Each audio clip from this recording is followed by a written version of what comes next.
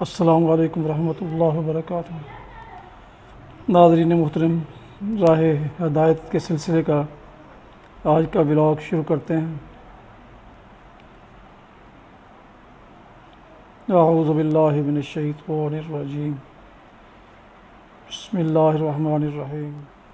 رب المشرق والمغرب لا الہ الا هو فاتخذہ وکیلا واصبر على ما يقولون واهجرهم هجرا جميلا وذرني والمكذبين اولي النعمة ومهلهم قليلا ان لدينا انكالا وجحيما وطعاما ذا غصة وعذابا أليما يوم ترجف الأرض والجبال وكانت الجبال كثيبا مهيلا۔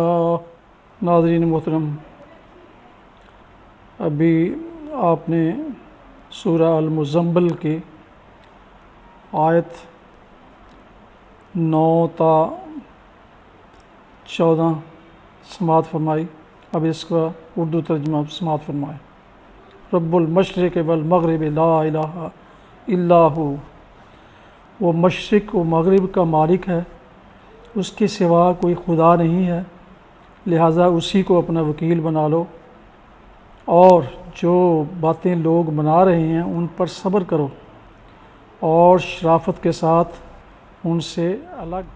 وَذَرْنِي وَالْمُكَذِّبِينَ أُولِي النِّعْمَةِ وَمَهِّلْهُمْ قَلِيلًا، ان جھٹلانے والے خوشحال لوگوں سے نمٹنے کا کام تم مجھ پر چھوڑ دو اور انہیں ذرا کچھ دیر اسی حالت پر رہنے دو، ہمارے پاس ان کے لیے بھاری بیڑیاں ہیں اور بھڑکتی ہوئی آگ اور حلق میں پھنسنے والا کھانا اور دردناک عذاب۔ یہ اس دن ہوگا جب زمین اور پہاڑ لرز اٹھیں گے اور پہاڑوں کا حال ایسا ہو جائے گا جیسے ریت کے ڈھیر ہیں جو بکھرے جا رہے ہیں۔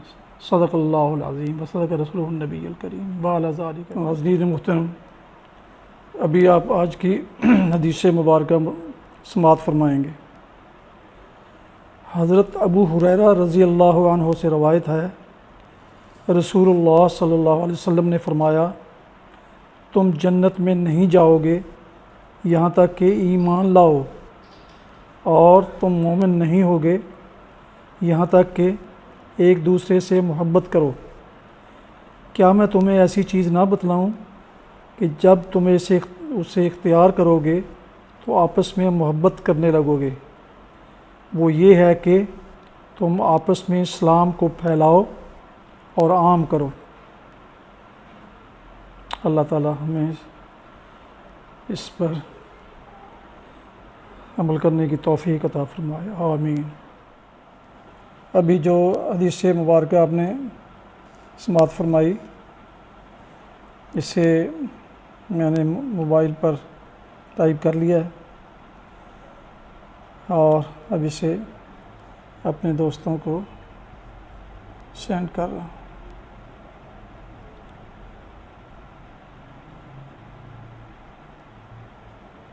ناظرین محترم، یہ ہے آج کا روحانی ولاگ، جسے میں بذریعہ SMS اور واٹس ایپ روزانہ کی بنا پر اپنے دوستوں کو، ان خوش قسمت دوستوں کو میں بھیجتا ہوں جو گزشتہ 7-8 سال سے